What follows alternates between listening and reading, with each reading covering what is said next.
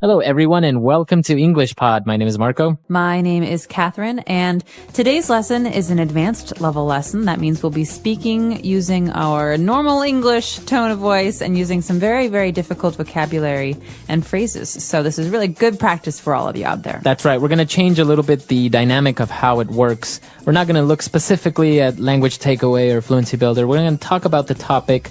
We are going to pick out a couple of different words and phrases that are used in the dialogue, but we're mainly going to just have a conversation, and you can just listen and study a little bit of what we're saying. So what is the topic today, Marco? Well, today we're going to talk about the environment, specifically about our carbon footprint. Okay, that is the title of today's lesson. I encourage all of you to listen to the context of that phrase, and we'll be back in a moment to talk about what it and some of these other phrases mean.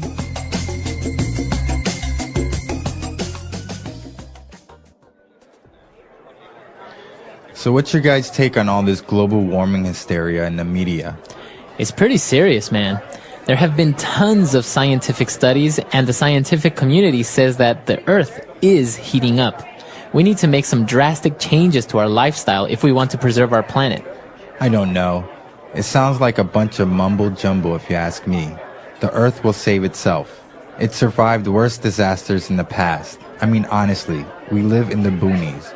There's no way anyone here is ever going to walk or bike to work, especially in the winter. And we have no bus system. My house is 40 years old, and it would take a lot of money to get it refitted to be green and energy efficient. Well, I don't really know if I believe in global warming either, or whether or not it was our doing or a natural change the Earth is going through. But you have to admit that we're living pretty irresponsibly here in the West. I guess. I think the issue at hand is sustainability. We've only got this one Earth we can live on, and our resources are quickly disappearing because of our own carelessness and our inability to think of anyone but ourselves and anything but the present. So, like I was saying, we need to change the way we live. We need to reduce our carbon footprint. But it doesn't have to be that drastic. Hybrid vehicles and solar panels are too expensive to be feasible right now. And we don't have to be hippies living off the land and buying everything organic either. Though it helps. I carpool to work every day with some buddies of mine. I have a rain barrel outside my house I use to water my plants and my lawn in the summer. And I make sure I always bring reusable bags with me when I get my groceries. And we just started using biodegradable plastic made from corn oil for takeout orders at my family's restaurant. Remember the 3 R's? Reduce, reuse, recycle. Exactly. It's just small, simple changes. Like buying energy-saving light bulbs, starting a compost bin, recycling bottles and papers, using reusable water bottles, stop using disposable cups and cutlery. Like the ones we're drinking out of? Yeah. All right, we're back. So, as you probably guessed, carbon footprint, it's pretty easy. You're talking about a footprint is the evidence you leave if you're walking on sand, for example. Exactly. And if we talk about carbon, we're talking about the element, right? Mm-hmm. Carbon. Yep. So carbon is something that is in everything, basically. Mm-hmm. It's organic, but it can also, in the case of a carbon footprint, mean the amount of maybe waste or damage that we do to the earth or to the environment. Right. So, for example, you're driving your car. We all know that the gas that is emitted from the exhaust pipe is CO2, right? Yeah. And that contains carbon. So that's a way of seeing that you're leaving a footprint of carbon. You are damaging the atmosphere a little bit by driving your car. So in talking about a carbon footprint, we talk about having a low carbon footprint, which is good, or a very high carbon footprint, which is bad. Mm-hmm. Right. So there were a lot of interesting things coming up in the dialogue. One of the first things was... Well, the first thing that they're talking about in this dialogue is they're having kind of an argument about whether or not global warming and global climate change really exists. Yeah, this is a very interesting part because some people say, well, global warming is happening, global warming is real. And other people say, well, it's not real. It's not really a problem. This is just a phase that the Earth will go through and like everything, it'll disappear. Well, I agree with people who say that the Earth goes through phases because sometimes there are centuries that are hotter and sometimes there are centuries that are colder. But I think it's undeniable that there has been a large and immediate global climate change in the last maybe 20 years. Yeah, we're definitely speeding up maybe that cycle, right? Exactly. And I think what's great evidence of this and terrible evidence of this is the 3 earthquakes, massive earthquakes that have happened in the last couple of months. And I think that earthquakes like last year and like this year are really, really important reminders that we do, as humans, influence the way that the world responds to us. I think I always see it as the earth kind of just shaking its back, kind of saying like, get off me. You know? Stop it. Stop it. That itches. Yeah, exactly. I think that's kind of the way I see earthquakes sometimes. But when they were talking about, well, is it real? Is it not? They use a really interesting phrase when it says, it sounds like a bunch of mumbo jumbo. Mumbo jumbo. Yeah. So this is a way to say it sounds like a bunch of garbage, or it sounds like a bunch of gibberish. It sounds like a bunch of people are talking about something that doesn't really exist. So mumbo jumbo is basically something that's not really real or true. I think, don't you also, can you use it as somebody that's saying something you don't really understand? Right. So if maybe I'm talking to you about something that's very academic and very scholarly, you say, sounds like a bunch of mumbo jumbo to me. Exactly. Yeah. So that's what the person said. The environmental problems are a bunch of mumbo jumbo. But it was really interesting because they were like, well, we have to save the earth. And then there was actually a phrase here that was really kind of hard for me to understand when the person said, I mean, honestly, we live in the boonies. Boonies. So what does it mean by living in the boonies? This is a very common word to hear in spoken English, especially with young people. Boonies means we live far away from civilization. We live far away from cities. We live far away from everything. So maybe these people live in the countryside or in a small village. And they don't feel like they're affected by what people in the big cities do. Okay. So if you say, oh, I live in the boonies, you're just saying, I live really far. Really far away. So this is a very common American word, I think. You can also say boondocks, which is like that movie Boondock Saints. But boondocks and boonies means very far away. So I could say, Marco, I'm not going to drive out to your house for a party. You live in the boonies. Do you have any other ways that you can say that you live really far away? You live in Egypt. You live in Egypt. Which for us in America is obviously very, very far away. Sometimes we say... Yonks. Oh, the yonks, exactly. Yonks, people in New Zealand say that. I've also heard people say, oh, you live where the wind turns around. Really? Did you hear that one? Yeah. No, I like that one. It's like, you live so far. Oh, God, you live where the wind turns around. The end of the earth. Exactly. Wow. So, well, there are a lot of different ways of saying that. So they were talking about different aspects of the environment, like we heard the word green or energy efficient. Okay, so basically what they're doing is they're talking about some of the things they've heard in the media maybe or on TV about what people are supposed to be doing. You know, these are very abstract. That means these are very kind of big terms. Go green or be more energy efficient. Yeah, I've heard this. Like, for example, when people say, oh, you have to be more green or go green, that means more friendly towards the ecosystem, right? That's right. So this is a very general suggestion, and we can talk about specifics in a minute, but this is a very general suggestion for thinking about the environment and doing things to help it. And so go green or be green is a way to be more environmentally friendly.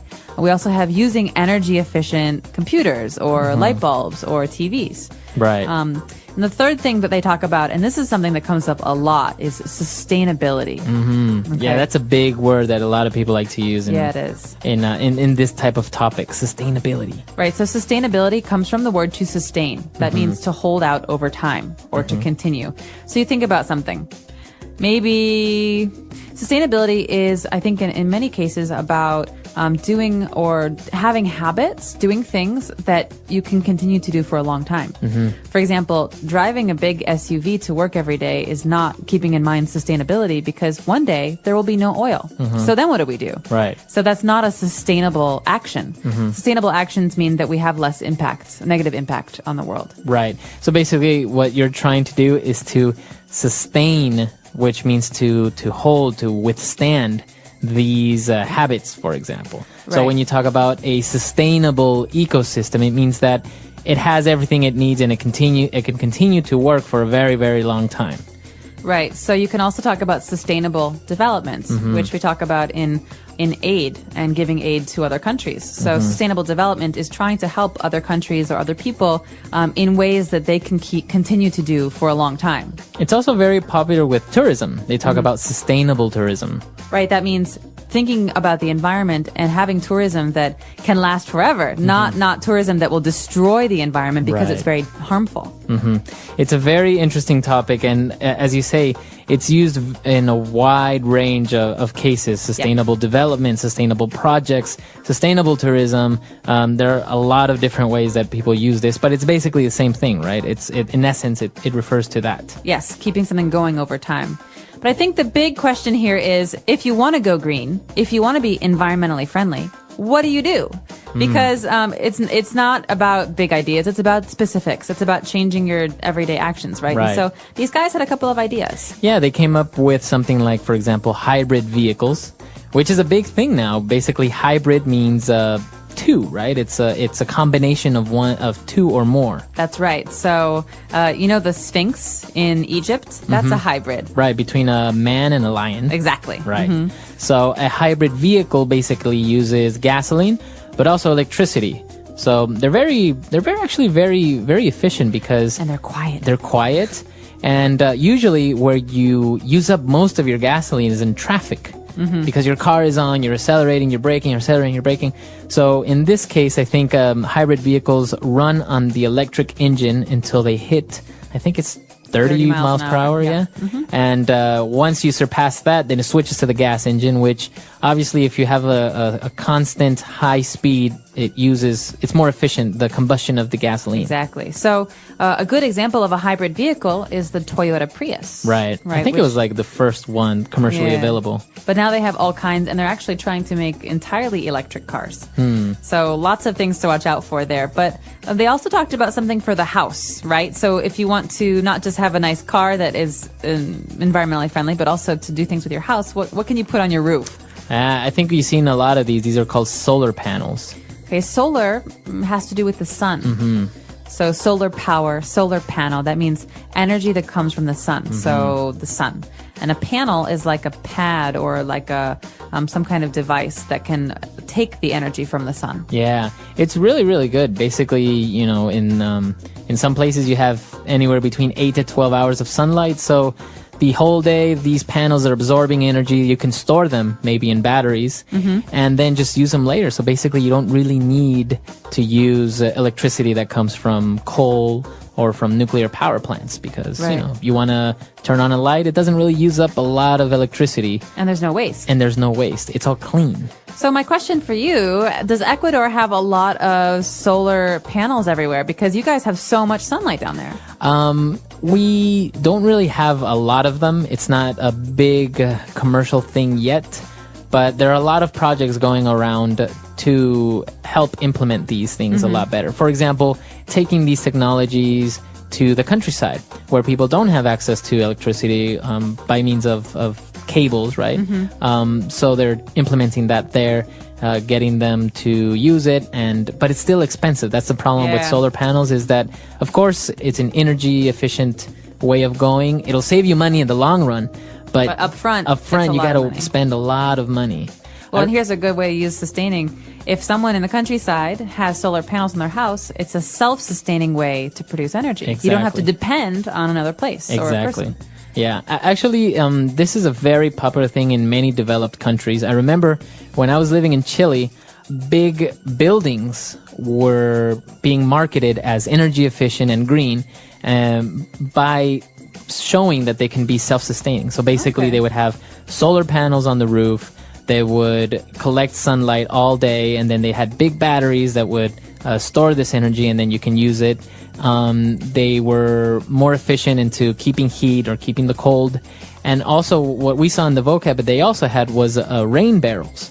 So basically collecting water from the rain, and then they can use this water obviously through a filtering system in order to be able to drink it or to wash your clothes and stuff. But basically they would say that it could reduce your carbon footprint by more than 50%, and also the amount of money you would spend, because you wouldn't spend so much money on water, you wouldn't spend so much money on electricity or gas and things like this. That's awesome. Well, one of the biggest concerns as far as environmentalism is water. Where water will come from in 50 years. Yeah. Because there is a limited amount of fresh water in the world. Yes. And if we can reuse rainwater and collect it, I think it's brilliant. So a barrel basically is like a big container, circular. It's like a circle, and it stands up on the ground or on a roof. And it's brilliant because if you have a rain barrel that collects all this rain, and you have solar panels, basically you don't need gas or electricity to take a warm shower. You just have the solar panels that can heat up the rain barrel water, and there you have a warm water. You have a warm sounds so shower. nice. You have sun-kissed warmth, and you have like fresh rainwater. And Yeah. But the whole water issue is a very popular topic. I recommend that any of our listeners read. There's a very interesting article that talks about, don't worry about petroleum running out in 50 years. We're probably going to run out of our water before that. Yeah. And they project droughts and huge famine in places like India, like in the Middle East, even in places of China. Really? Yeah. Well, not to scare anyone, but But yeah, it's No, interesting reading though. Yeah, it's really good. very serious stuff. Well, the last thing that I think we should talk about before we listen to today's audio file again is the compost bin. Now, this is maybe something that's hard to understand for someone who's never seen one before. Yeah. But basically, compost is, well, the verb is compost, to compost, but it's also a noun. But a lot of people, they don't want to throw away their food and their, organic material, things like flowers and food and biodegradable things. They actually reuse them. So basically, they have a space in the backyard of the house where they throw away all the old food. Yeah. Nothing plastic, nothing non-biodegradable. And that over time turns into fertilizer or mulch for their gardens. Yeah. So basically, you're putting it back into the earth. Yeah. No, this is a very good option, and I remember seeing that even in Brazil, they have huge compost bins or compost places that they fill up with this garbage, and obviously things that decompose start to emit methane gas. Yeah. So they've found a way to harness this gas, transport it through tubes, and start using it. So actually having gas stoves with this wow. methane gas. That's brilliant. So you can get two uses, Right. fertilizer and methane gas. Yeah, Very so smart. there are a lot of options there to go green, to do your part to help the earth. Wow. So let's listen again to the dialogue that we had today. Hopefully we've cleared up some of the things that were confusing for you, and we'll be back in just a moment.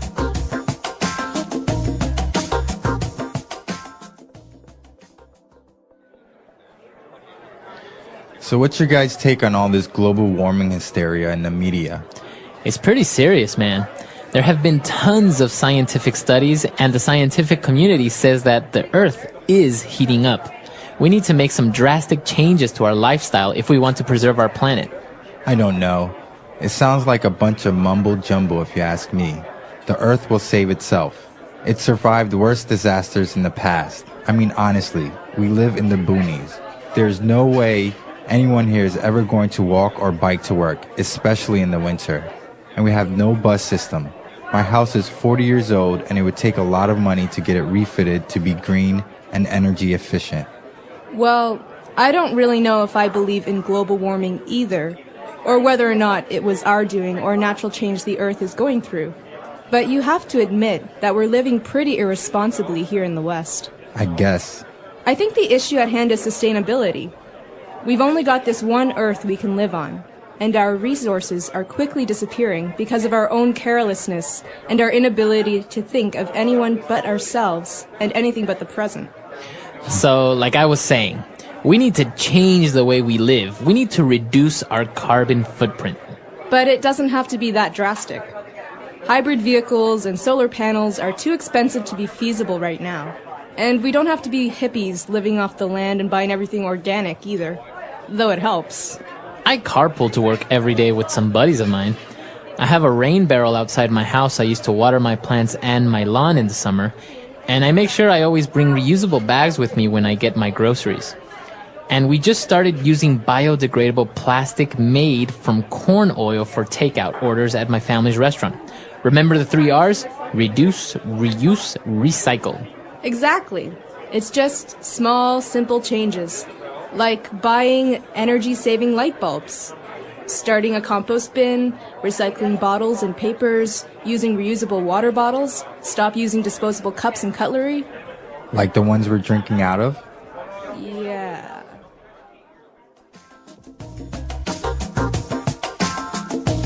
All right, we're back. So it's a very interesting topic, very debatable. We have Earth Day coming up, I think. You have to turn off your lights for an hour. That's right. Earth Hour, Earth Day. So remember, reduce, reuse, recycle, the 3 R's. Yeah. Think about the way that you use things and, try and reuse them if you can. Yeah, it's a very good topic. We want to know what you think about it. And also, if you have any suggestions or any comments about future advanced lessons, why don't you tell us?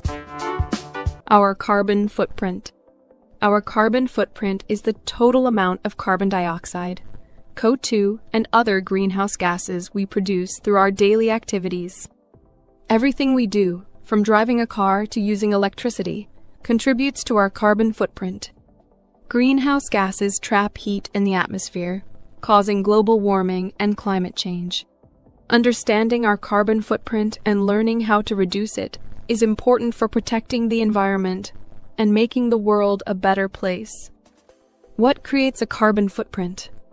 A carbon footprint comes from many sources, including transportation, energy use, food production, and waste. Some activities produce more carbon than others. The more energy and resources we use, the bigger our carbon footprint becomes. Transportation. Cars, buses, trains, and airplanes burn fuel to operate. When fuel burns, it releases carbon dioxide into the air. Air travel has a large carbon footprint because airplanes burn a lot of fuel.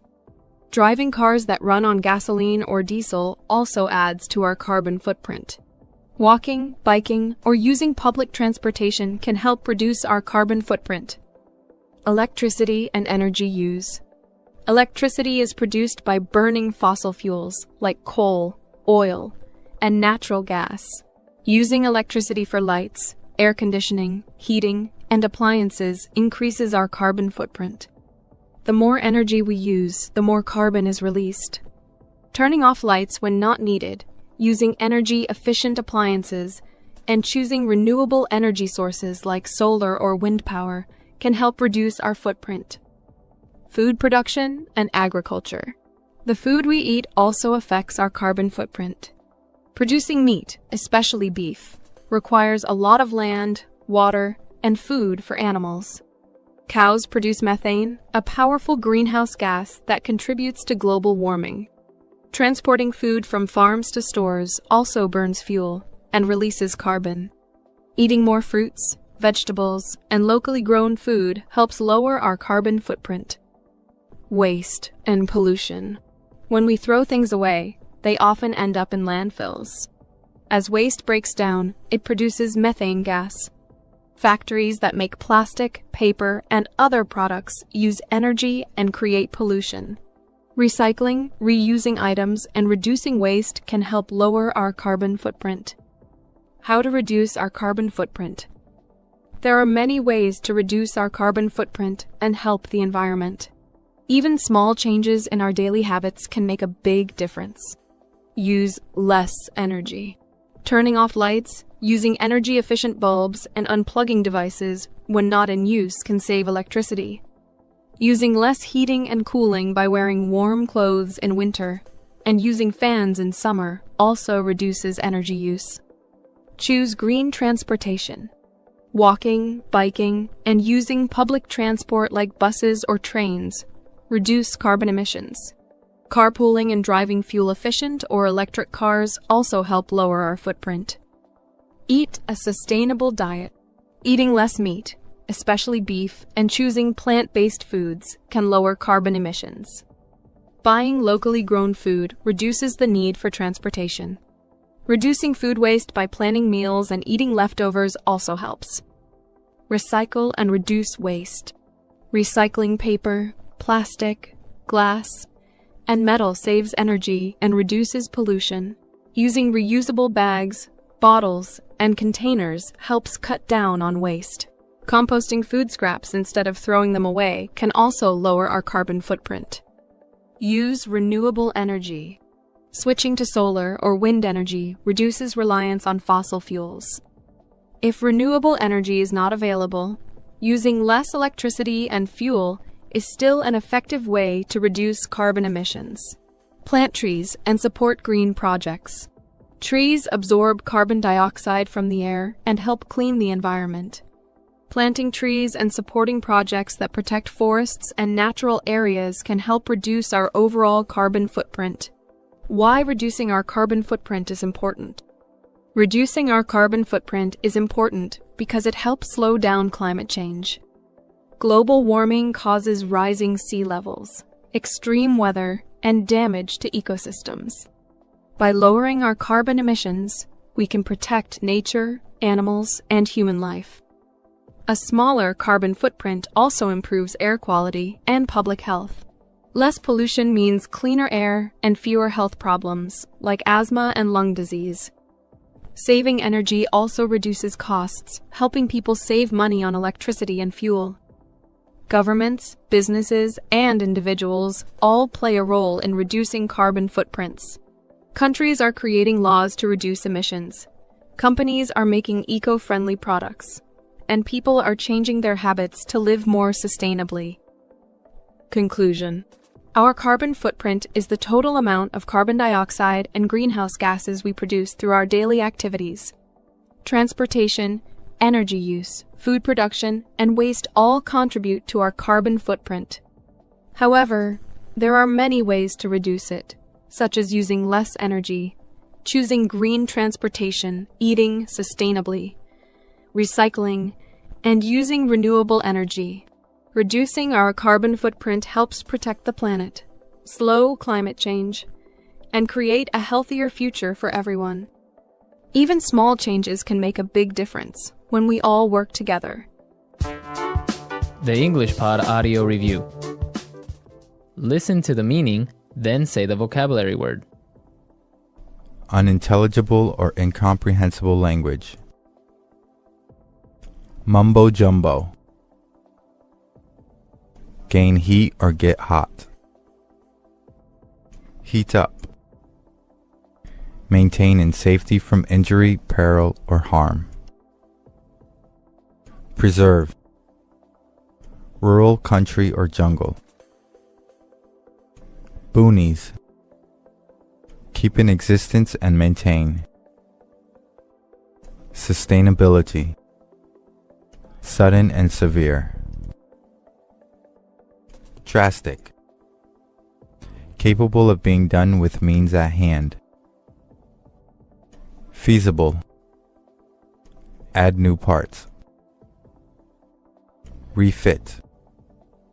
Prepare and equip for additional use. Refit.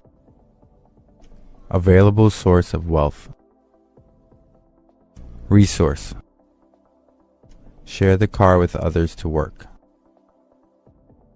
Carpool. Let's try that faster. Sudden and severe. Drastic. Capable of being done with means at hand. Feasible. Maintain in safety from injury, peril, or harm.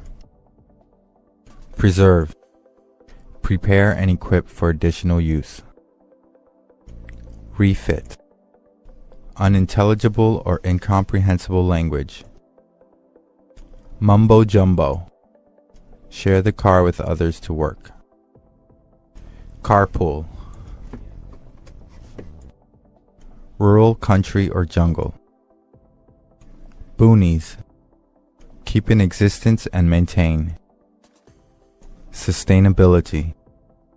Available source of wealth. Resource. Gain heat or get hot. Heat up. Add new parts. Refit. Now say the word and hear it in a sentence. Mumbo jumbo.